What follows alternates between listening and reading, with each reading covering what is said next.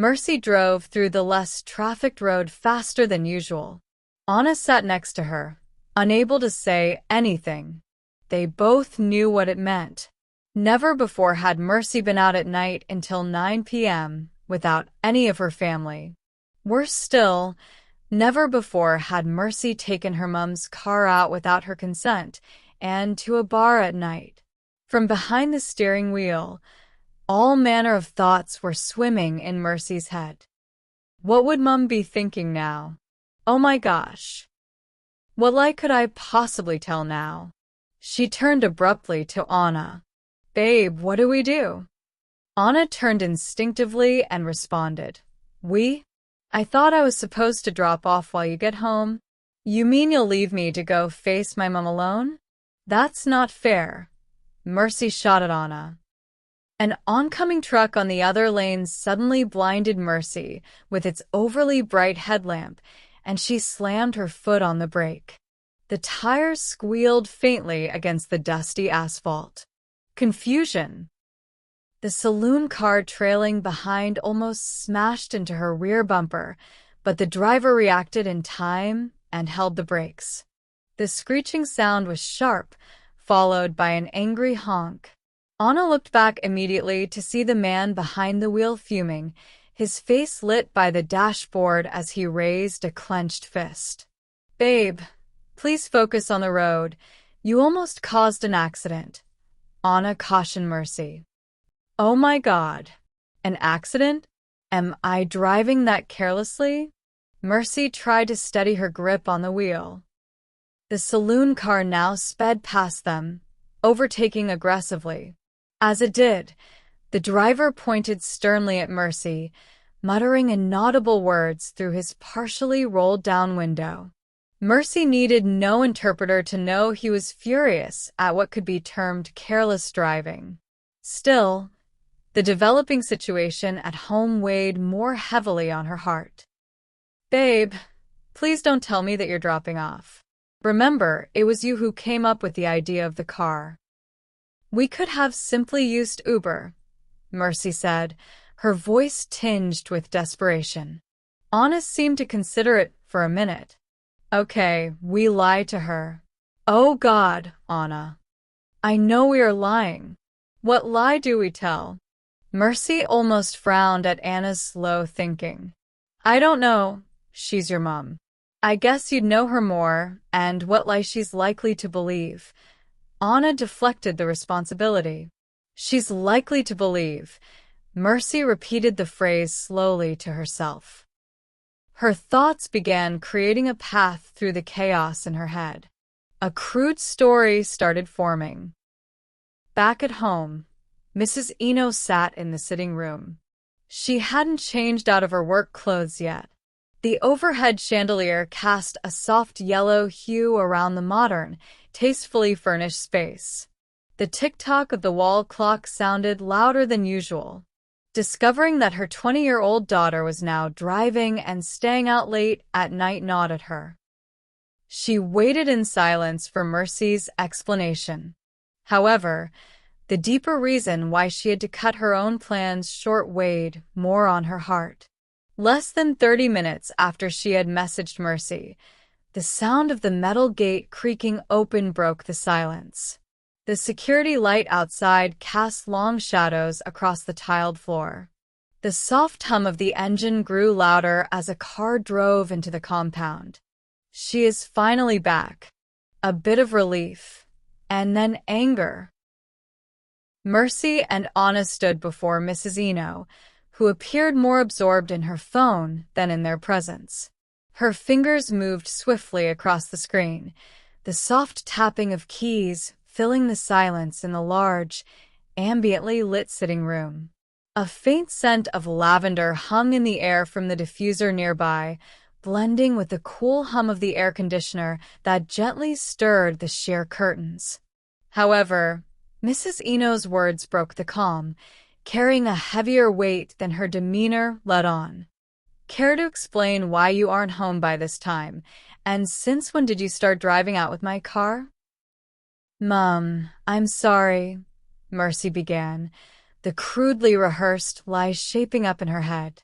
Anna had an emergency around 7 p.m., so we had to rush to a clinic. Yes, Ma, we are sorry, Anna added, her palms clasped like in prayer. I had food poisoning, and Mercy here had to use the car to rush me to a clinic. We couldn't get Uber on time, and she was vomiting too much. So, I had no choice but to use the car, Mercy resumed, her voice slightly trembling. Was your friend going to sleep over in the house? Mrs. Eno asked, pointing briefly at Anna, her expression unreadable. The two girls glanced at each other, unsure which answer to provide. Instincts took over and Mercy blurted out, Yes. Yes, Mum. I know what you said before you left, but I didn't think it included Anna. Mrs. Eno waved her last words off. I don't have any problems with that. What did you girls eat that you had food poisoning, Anna? She asked, her eyes narrowing slightly as they flicked up from the phone. The two girls took another quick glance at each other, unsure of what to say. I think it had to do with what I ate before I started coming over, Anna began. I took boiled chicken and soft drink. Thinking it was the chicken because I rushed and not sure it was completely cooked before I brought it down and packed it in the freezer. Mercy's mouth was almost agape at the perfect response Anna just provided, but she controlled herself. They never rehearsed up to that part. All they worked on was that it was an emergency from food poisoning. Every other response was just coming out on the spot. Why would you eat meat that was undercooked?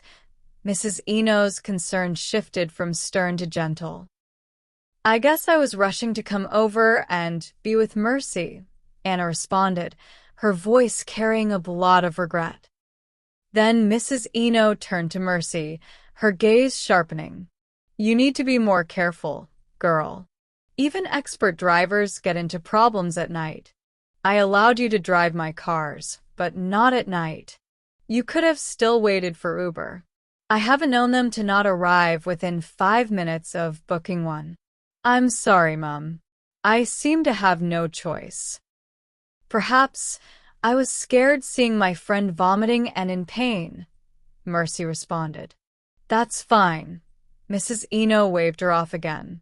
Are you better now? She directed at Anna. Yes, Ma. They gave me pills over there at the clinic, Anna responded. I guess it's a mild food poisoning case, Mrs. Eno said absently, her eyes still lingering on the phone screen. Serious cases could have you down for the whole day. Are you still staying over for the night? For the third time, the two girls glanced at each other, this time with a knowing smile. Yes, Ma, if that's okay with you, Anna responded. What about your uncle? Are they aware you'll be sleeping over? Mrs. Eno probed further, her voice now more casual. Yes, Ma. Besides, they traveled yesterday. They won't be back until Saturday, Anna replied. Better to come stay with your girl than bring boys over to the house, Mrs. Eno chipped in, her lips curling into the faintest smirk. The two girls let out a small laugh. The situation had de-escalated, and they felt a little relaxed now. No boys, Ma, Anna responded playfully. All right, go clean up in Mercy's room.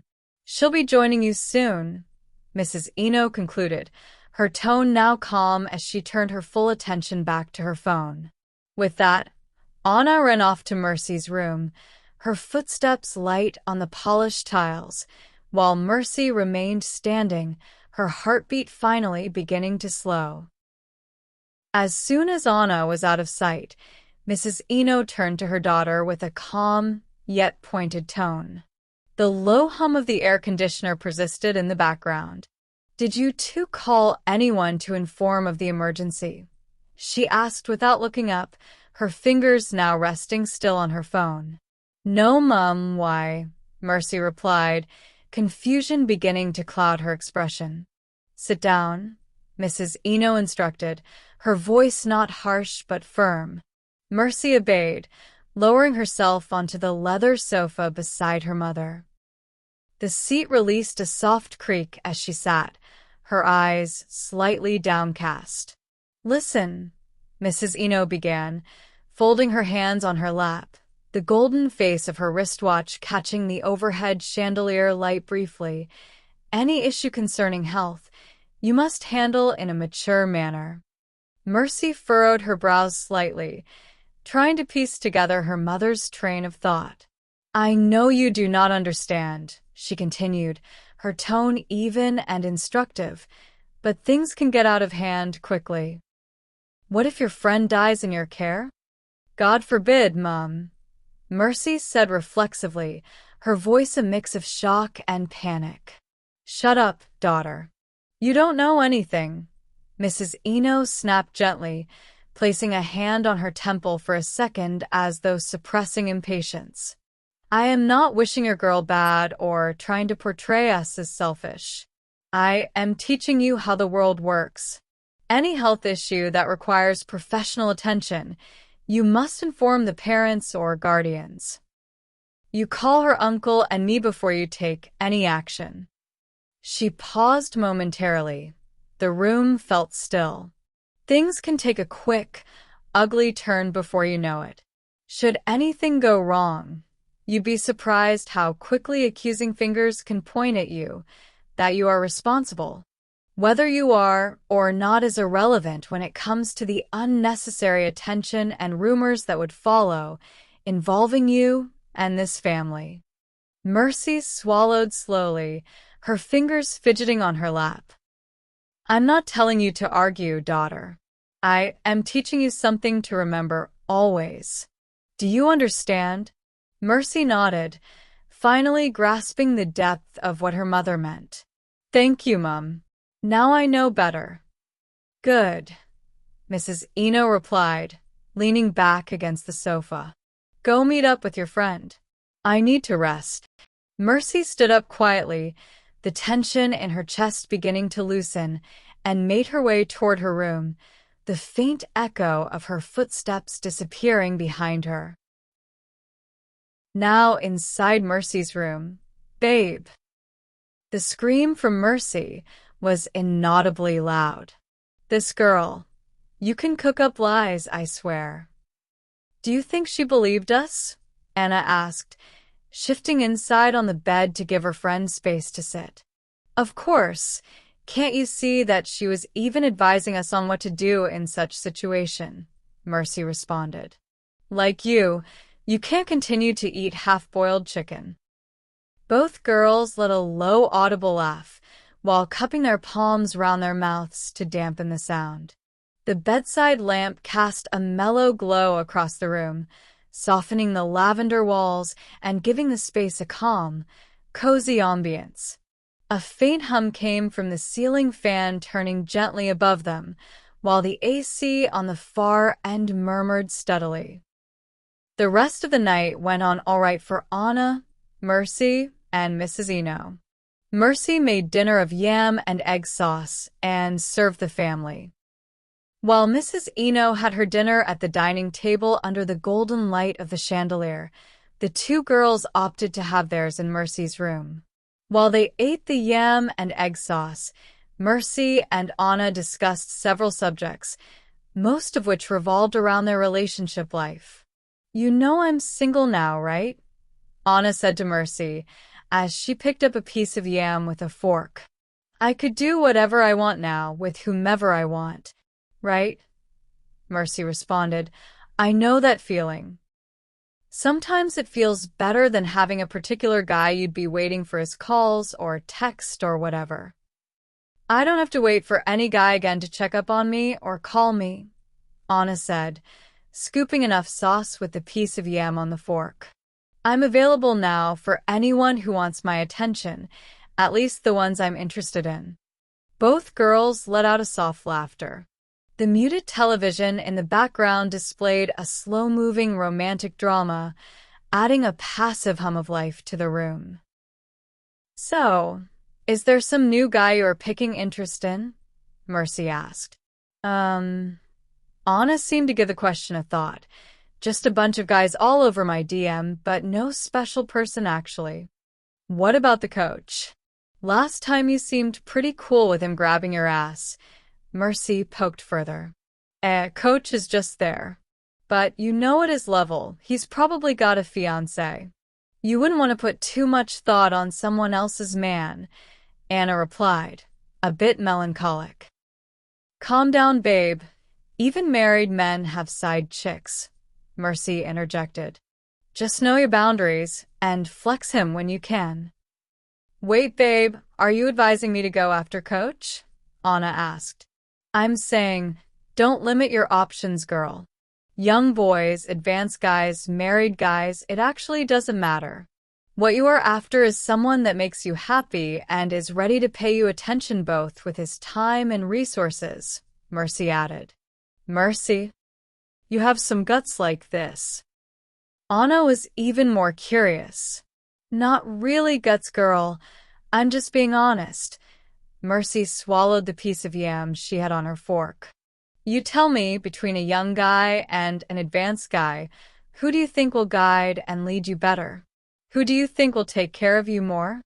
I've heard that married men like this pamper their side chicks well, Anna replied. And you don't even have to do much for them.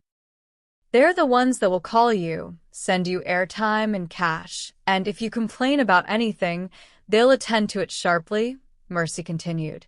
Just give him what he wants, that's all. The way you are speaking, babe, you seem to have been there before. Anna almost asked Mercy. I have not been there entirely, babe, just a tiny taste.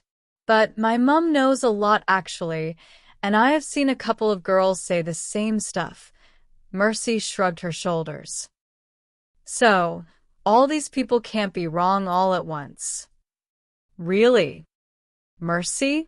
That's a lot of tempting ideas you are planting in my head like this. Anna moved her focus back to the plate of yam and sauce. They had barely eaten a quarter of the entire meal. For a few seconds, they ate in silence. The focus on their meal now seemed to enable the two girls to drift away into their individual thoughts, almost like in agreement. The coolness of the room greased Mercy's mind as the air conditioner continued to perfect the designated temperature. The curtains danced faintly under the subtle flow of air. She wondered what her mum would make of her misdoing this evening, if her mum would ever figure out that she and her friend Anna cooked up the story. She knew for real that her mum didn't probe as deeply as expected, a reason why she felt quite worried earlier as they were coming back. For Mercy, her mum let them off the hook too easily, and that means something was amiss. She wondered if it had something to do with her coming back early. Then she realized she never got a chance to ask her mum why she cut her journey short. Mercy took a quick glance at her friend Anna busy with the food. A part of her felt grateful that Anna was able to come up with something to sell to her mum. It was all her idea, the whole food poisoning stuff. She knew within her that she wouldn't have come up with something that convincing in so short a time, with all the pressure. No, never. Then, Mercy's mind went back to the bar. What fun could they be missing now? She knew within her that there was a slight chance they would have still been at the bar by now if not for her mum's unexpected return. She cursed under her breath. Anna stared up at Mercy with quizzing eyes, the plate of food almost empty. What are you thinking, girl? Nothing, Mercy replied. Just grateful you decided to stay over with me this night. Were you thinking your mum would kick me out? Anna joked. No, never. I'd have protested, Mercy assured her. She'd have thought about companionship before she decided to have only me stay with her while the other of my two siblings reside with Dad. Anna didn't say anything and just stared at Mercy's face with a smile. What?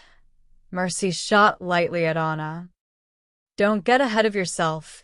You nearly jumped out of the car on our way back.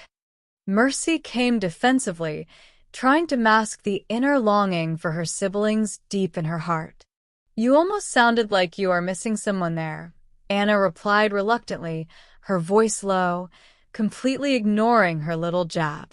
Mercy chuckled lightly and then sighed. Babe, let's not even go there. The silence resumed again for a short time as the food on the plate was now almost finishing. Then Anna spoke again, this time with a little tinge of seriousness. So, do you think I should put an eye out for Coach? Mercy looked up at her. The seriousness on Anna's face was almost conspicuous. That's not a bad idea, but make your expectations clear, at least in your own mind. That way, you won't be disappointed should you find out he already has someone. Mercy finished up the last of the yam and stood up to go wash her hands in the sink of her bathroom. Anna followed her, and both did. The sound of the tap splashing against the porcelain sink filled the quiet for a moment. Then Mercy continued, Babe, whomever you choose to date next, do not expect much, at least in the beginning phase. Yes, Ma. Anna almost teased. Don't call me Ma, I'm just a year older than you, Mercy lightly cautioned her. The two girls laughed softly as they both took turns to dry their hands with a small towel hung by the bathroom door. Then afterward, Mercy packed up the plates and headed for the kitchen, while Anna resumed on the bed where she'd wait for her friend. Along the corridor to the kitchen, as Mercy walked past her mum's room, she could hear her voice as she seemed to be speaking to someone on the phone. The tone of her voice seemed a bit relaxed, but with a touch of annoyance. Out of curiosity, Mercy slowed her pace in order to eavesdrop on the call. I had to leave work early to meet up with you. I was going to spend the night with you. No, wait, let me finish talking first. The inaudible voice on the other end of the phone seemed to be bent on interrupting Mrs. Eno as she stopped speaking and listened. Go ahead then, I'm listening. Okay. No, I called you. Twice. So, who was that girl, and why was she looking at you that way? She is nobody? Danny, are you lying to me? As Mercy caught a wind of the discussion, she moved closer to the door. Her ears glued to the call. Even though she wasn't hearing whatever the voice on the other end of the call was saying, she could put one or two together to have a general guess of what the call was about. Don't tell me that, Danny. I have always known you could have a girlfriend. No, now you listen. I don't care if you have a girlfriend or not, but I care if you lied to me about anything. When we met, I made it explicitly clear what I want. If you are not going to be available at any time that I want you, you have to be straight with me on that. I run a business that requires my attention, hence I schedule everything I'm doing. At least I try to do that. Mrs. Eno stopped speaking for some time and listened to the voice. Don't tell me you're sorry, Danny. Try to stick to our plan. She resumed again. If I must continue with you, then make adjustments. I'm taking care of you all right, so it's fitting that you do the same. I told you already that I enjoy you very well, and that's why I do not hesitate to attend to your needs. You won't do that again? Promise. I don't care if you want to fling her. That's not my concern. My concern is when I want you, be there for as long as I want you. Yep, I'm a big girl. I can't stand that rubbish. That's why I had to go. You went to my hotel? Haha, I checked out immediately. Just be a good boy, and you'll not lack. Good night. The call ended, and Mercy made her most logical conclusion as she continued to the kitchen. A faint smile tugged at the edge of her lips, but she quickly suppressed it as she dropped the plates gently into the sink. Back in the room, Mercy had returned and climbed the bed. Anna was already feeling sleepy, and it won't be long before she too begins to feel same. What's up, babe? Sleep calls me. What took you so long? Anna asked with slightly sleepy eyes. Mercy took a quick glance at the time, and it was almost 11:20 p.m., an entire hour behind her scheduled bedtime. Her mother's conversation replayed in her mind as she studied Anna, who was almost falling asleep. Then she decided against any subject that would keep them further awake. "That will be a gist for another day," she responded softly. Anna heard the word gist and almost instinctively pushed herself to stay awake. "What gist, babe?" Her voice giving up her tiredness, and her eyes closed even further. "I think we've had enough for one day," Mercy replied her. But Anna had already drifted off to sleep. "That's what I thought," Mercy mouthed to herself. Away from Anna, Mercy's attention shifted to her books on her reading desk. Way behind bedtime, and she wondered if she'd be able to wake up as designated. That would mean 1 hour short of her sleep time. She thought of adjusting the alarm to make up for the lost hour, but decided against it. Her body and mind, she believes, should be able to rest just well enough under 4 hours. She groped for her phone for the first time since they entered the room and saw that she'd had almost 15 notifications. Michael's message would be buried amongst those, she thought to herself. She also realized that they hadn't spoken today, even after she missed his call in the daytime. She knew the elephant in their room was the earlier text he'd sent to her. "He'd be expecting a reply from me," she whispered to herself. She thought of chatting him up, but decided it would be better to speak with him. 5 minutes call wouldn't hurt her sleep time more than it had already been hurt. With that, she dialed away and placed the phone on her ear. The phone rang twice before Michael picked up. "Hello." "Hey, boo. Sorry I missed your call earlier. I was in the middle of something." Mercy kept her voice low to avoid waking up Anna, especially knowing that the call may not be a pleasant one. "I tried to speak to you earlier," Michael said. "I know. Sorry I didn't call back quickly. A lot had happened, and this is the only time I've got a chance to call back," Mercy responded. "So, how are you? How was your day?" "It was fine," he responded. Michael's voice carried a touch of drowsiness, and Mercy guessed that he'd have slept off before her call. "Were you already sleeping? You didn't think to call me for a good-night kiss?" "I sent you a message on WhatsApp since an hour ago. You haven't read it till now," Michael responded in between a yawn. "Oh, I have seen several notifications but haven't really checked my WhatsApp yet." Mercy's voice almost carried a tone of apology. "Aren't you going to ask me how my day went?" Michael hesitated, the reason behind it obvious to the two of them. Mercy, understanding what tension was about to build up, tried to nip it quickly. "Anyways, I was about going to bed, just wanted to wish you good night." Michael still didn't speak. "Are you going to wish me good night, or do I just go to bed like that? Wouldn't you want me to have a good night rest?" Mercy was doing her best to ignore the obvious. Then Michael spoke up, ignoring the normal good-night romance ritual of couples. "So, you want me to pretend that you didn't see my message from last night?" The drowsiness in his voice had disappeared. Mercy sighed.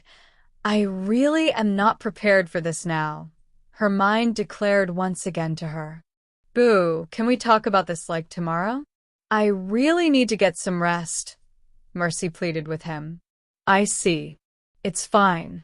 I guess it's not something important to you." "That's why you can afford to postpone it," Michael countered. "Please, love, let's let today just pass. Tomorrow we can discuss it," Mercy pleaded once again. "Well, it's fine. Good night then," Michael said, his tone lacking every element of romance.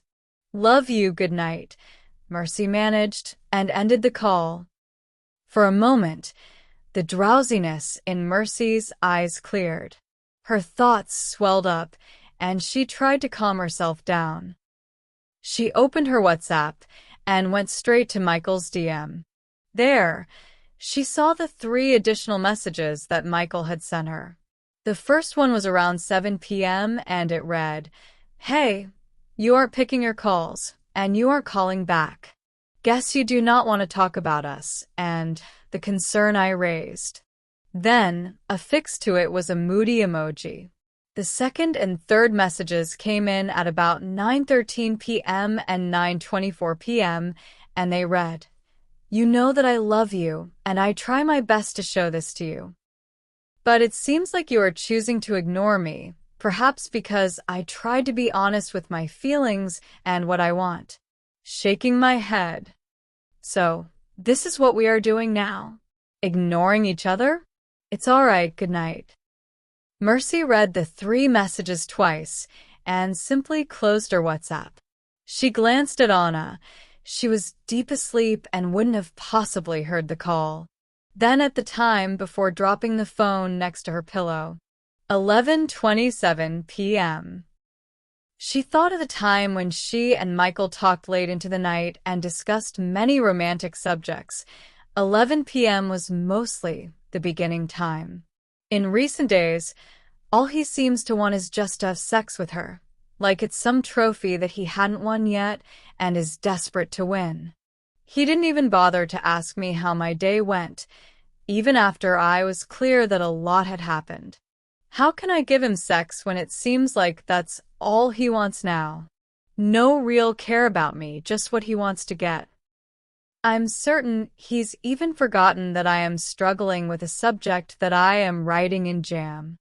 Mercy's thoughts were everywhere, and she couldn't help it. As the sleepiness got stronger and she couldn't keep her eyelids open, she made up her mind. Michael isn't getting any sex from me anytime soon, especially if he continues to make it look like that's all our relationship is all about. The time was barely 3:30 a.m. when Mercy opened her eyes. Her alarm wasn't due till the next 2 minutes, but her body was already taking cues from many nights past. She picked up her phone and muted the alarm before it could go off. This morning, Mercy planned on taking a different approach to her studies. She'd take a full practice test on all the subjects she'd be writing. In the real JAMB exam, the total allotted time for the cumulative 180 questions is 2 hours. At 3:35 a.m., she'd need to begin in the next 5 minutes in order to finish before 6 a.m. Mercy took a quick glance at Anna. She seemed not to have moved from her position since she fell asleep.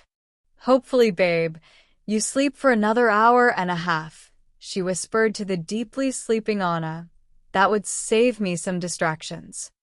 As calmly as she could, Mercy pulled herself into her reading desk. She took out the past question booklets for all her subjects and opened to the 2018 section in each textbook. Then she flipped to an empty page of her study exercise book and got herself ready. Her phone lay next to her. She tapped on the clock app, selected the timer option, adjusted it to 120 minutes, and hit the start button. There is something about running a drill, whether in a company or during personal prep. Even when one knows it's not the real event, the structure and timing bring the same tension. The moment the timer began, Mercy felt a tinge of anxiety engulf her. She started off with government, the subject she was most confident in. It took her about 20 minutes to clear out the 40 questions. Next, she moved on to economics. Not much of a challenge either. She spent another 20 minutes and was done. Now she had 1 hour and 20 minutes left for use of English and mathematics. As though programmed to select the lesser evil, she moved to use of English. It wasn't as easy as economics and government. The options for each question often looked identical, which made it more tedious. 40 minutes later, she was done with use of English, but with only half the confidence she had in the first 2 subjects. Then came the monster. She glanced at the time. Exactly 5 a.m. Her heart skipped slightly as she turned the page to mathematics. Mercy had barely answered up to 15 questions when she observed the time tick past 5:30 a.m. 10 minutes to attend to 25 questions? Where did the time fly to? Her anxiety tripled. The first 15 questions she attempted, she wasn't even sure of up to 10 of the answers she selected. She began to rush through the rest, but realized she was just guessing at that point. Her eyes caught 5:35 a.m. on the clock. Oh my God. Giving up on solving the rest, Mercy decided to guess the answers for the remaining time. She had barely guessed up to question 30 when the alarm went off. Babe, what's going on? Anna had woken up at the sound of the timer and saw Mercy still bent over her reading desk. Startled by the unexpected voice, Mercy turned to see Anna looking at her. Babe, you're up? Please put on the light. Anna flipped the switch by the bedside wall and a soft amber glow gradually filled the room, chasing away the gray of early dawn. I am not up yet. Your noisy alarm woke me up. How do you wake up so early to read? Anna asked as she curled back around a pillow. Mercy stood up, picked up her phone, and went to the bed. Exasperated with how mathematics went, she let herself drop on the bed with a light thud. What's up, babe? Anna muffled from her pillow. Nothing really, just tired from studying. Solving past questions, actually, Mercy replied, dragging a pillow to herself. Are you really going back to sleep? I don't know. Just normal morning sleep, Anna murmured. Mercy peeked at Anna and saw her settle into a comfortable position. She knew that morning sleep was never truly deep, just a lazy indulgence in fleeting rest. Mercy wasn't ready for that. Pulling herself back up from the bed, she moved to her desk to begin grading her test. She opened the answer keys and started marking. Government, 27/40. Economics, 28/40. Use of English, 32/60. Mathematics, 6/40. Mercy stared at the scores. Every other subject looked fair enough, but the mathematics score made her hand drop the pen. She stared again. Only 2 of the 6 correct answers came from the portion she actually solved. The other 4 came from her guesses. What about all the effort I have put in on this subject? Her thoughts brimmed with frustration. She knew now that she needed help more than she previously admitted. She walked back to the bed and let herself fall again with a thud that made Anna stir. Anna opened her eyes and, noticing the frustration on her friend's face, asked, Are you okay, babe? Mercy sighed deeply. I just tried a few JAMB exercises this morning and realized I'm not making any headway with mathematics. It's frustrating. What did you score? Anna asked, rubbing her eyes. Mercy let out another sigh. 6.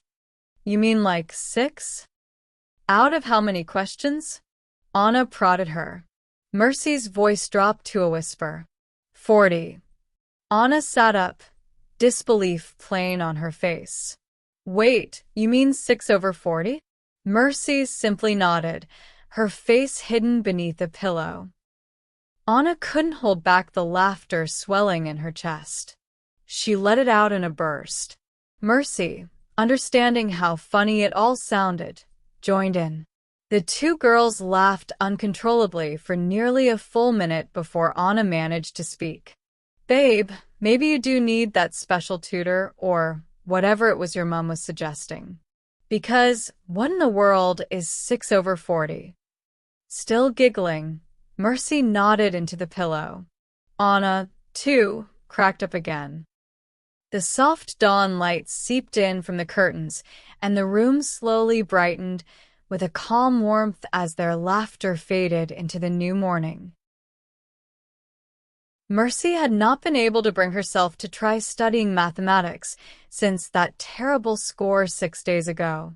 After Anna suggested she consider the option of subscribing to her mom's idea, Mercy still tried to meet up with two of her former colleagues to see if they could help her out with the dreadful subject. First, she met with ND, who gave her the option of coming over to his house. At first, Mercy found it awkward that he was asking her to come over for the tutorial, but after deliberating with Anna, she understood that she was the one in need and ND could dictate how the arrangement would go. After all, she wasn't paying ND for his time. Out of sheer ego, Mercy turned the option down and never met with ND. She also met with Katie, a former female colleague who was well known for being brilliant. They met twice, and on both occasions, Mercy observed that Katie was not being fully open about what she was teaching her. Katie would never reveal the actual solution to an exercise and would rather keep going in circles. After 3 meetings and no real progress, Mercy called it off.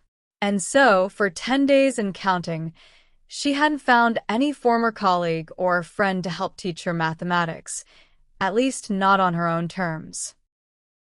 On the volleyball court, Mercy and Anna had arrived late that evening. They waited by the side of the court, discussing and cheering for the playing teams as the game progressed. It would be until the current match was over before Coach Edmund would sub them in. "So, what's up with Katie that you decided to stop meeting with her? She is good, you know?" Anna asked Mercy. "I don't think she actually wants to teach me. I don't know if she's jealous of me. Maybe because I came to her place with my mom's car or used Uber," Mercy said as she cheered at a point one of the teams just made. "I get. Some of these brilliant ones, they have a way of hiding their knowledge when you need them. It's just like those days when we were writing exams. You'd call her attention in the exam hall, and Katie wouldn't even look your way," Anna reminded her. "Babe, leave her. That's how most of them behave, acting as if having book knowledge is everything," Mercy responded, still quite excited about the ongoing game as she followed the scores keenly. Imagine, she was even suggesting I enroll in a JAMB class around her place. There are like 30 persons attending there. I think that's humiliating for me. "I think so too," Anna supported her. 5 minutes later, the score was 14-9. The game of 15 would soon be over, and the two girls were warming up. When the game ended, Coach Edmund substituted one person each from either side of the team and added Mercy and Anna to the two teams. Another round began, and the coach officiated. As the game progressed, Mercy noticed that the coach was being overtly concerned about Anna's gameplay. He guided her on how to serve better, how to receive the ball better, how to block a spike, and even on-ball recovery. Mercy needed no interpreter to tell that her notion about the coach being interested in Anna was not a mistake. As much as it enabled Anna's team to beat theirs 14-11, Mercy was more excited for her friend than upset about losing. They played 6 more rounds before the coach closed the training for the day. As they gathered their training items and prepared to leave, Coach Edmund signaled Anna to wait up. Slowing her steps, Anna waited for the coach to catch up while Mercy increased her pace to give them some privacy as they all walked slowly toward the exit of the training facility. 10 feet ahead of them, Mercy could barely hear the conversation between Anna and the coach. However, she caught snippets of giggles amidst their discussion.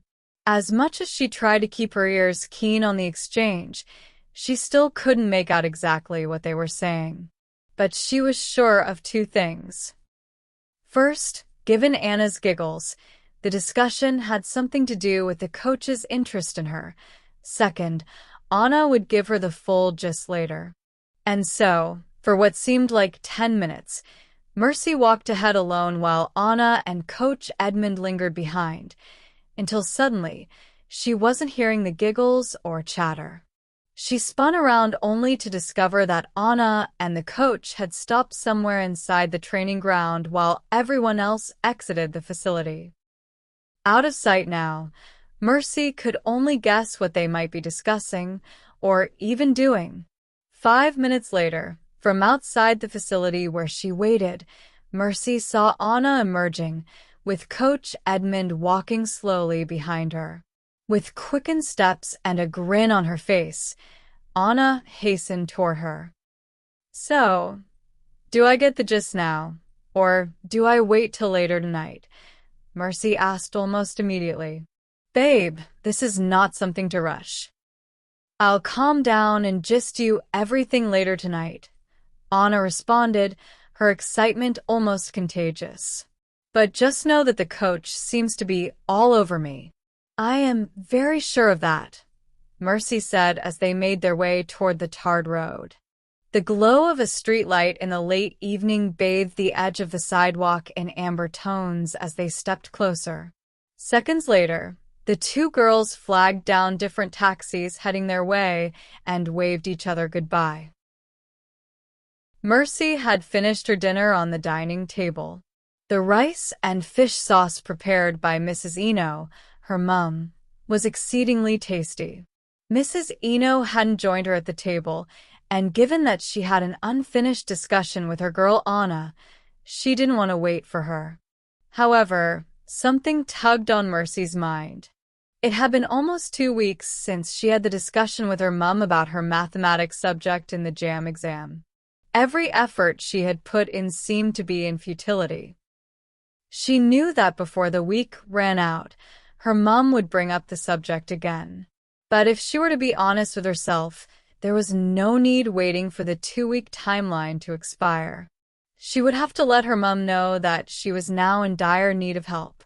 However, she still didn't want a private teacher, but instead was willing to try out a public JAMB class. Mercy's phone chimed with a notification, and she picked it up from the table. Swiping up, it was Michael's message. "Hey baby, what's up? How you doing? You seem to be avoiding me these days. When was it we met last? Almost 2 weeks, maybe? Your boo misses you." Mercy scanned through the message as she left the dining table and walked to her room. "Not now, please," her thoughts retorted. She simply typed, "Yeah, I know. Just been busy lately, promised to visit soon," and hit send. It had been over a week since Mercy last visited Michael, and honestly, she wasn't feeling the vibe anymore. Even their late-night talks had dwindled, mostly on her part. She had enjoyed his sexual energy in the beginning days, which was ironic considering she had been delaying sex. Now, Mercy had realized that Michael was more interested in pleasure and himself. He barely paid attention to what mattered to her or what was important for her growth. He never went beyond, "Hey baby, what's up?"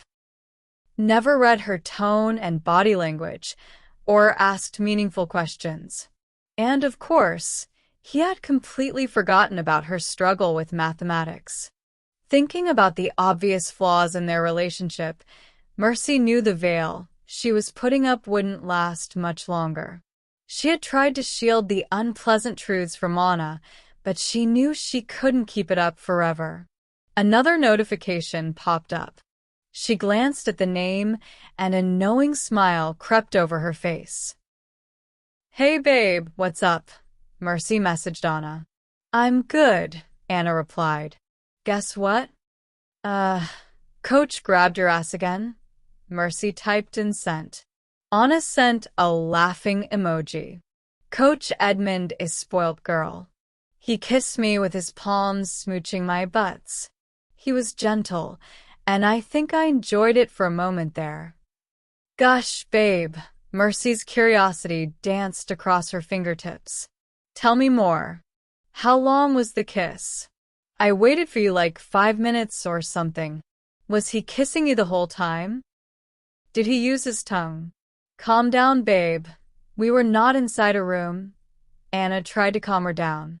It was about 15 seconds, but it was a bit deep. What I felt most was his hands on my butt. The way he was grabbing and squeezing it, oh my gosh.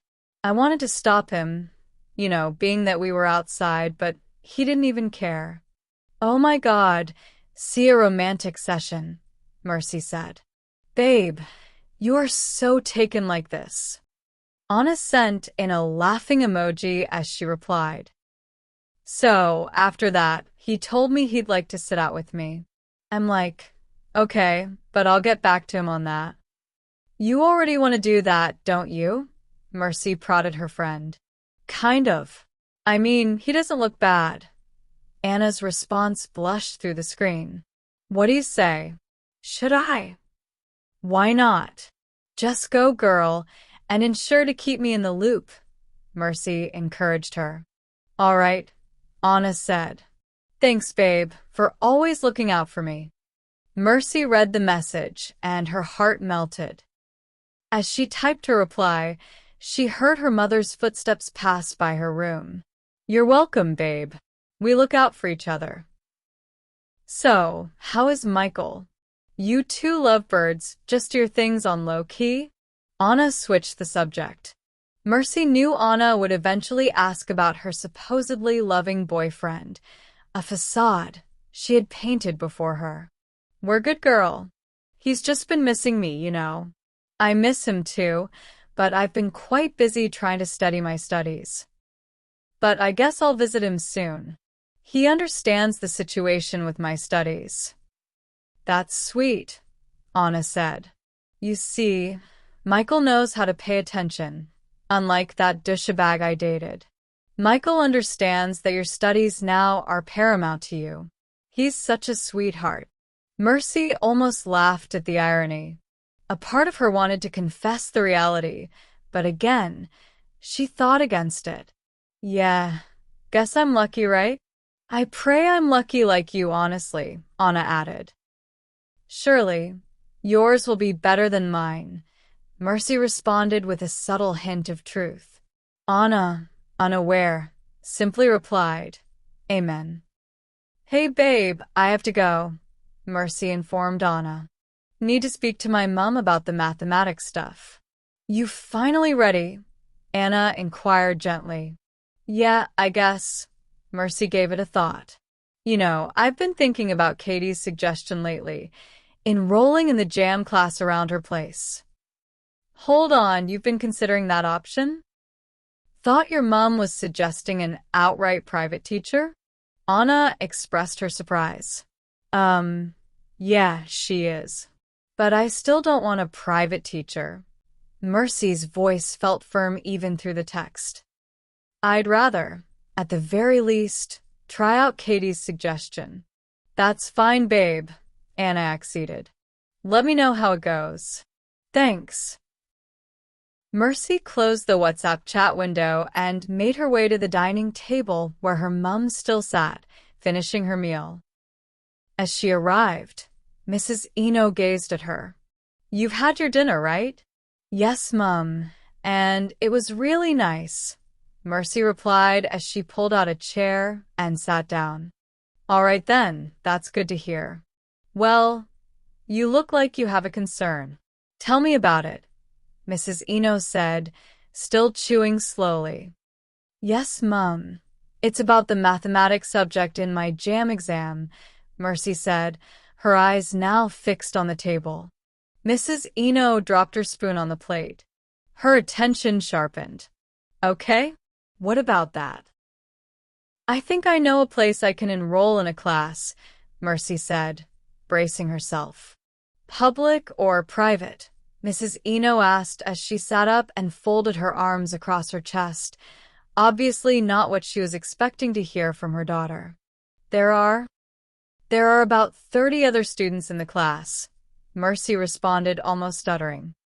Mrs. Eno scoffed and unfolded her arms, leaning back in her seat. Within the week, she said slowly, I'll get you someone to assist with that subject. Besides, your 2-week ultimatum is almost up. Thank you for watching. Consider subscribing to our channel and get notified once the next episode comes out. See you soon.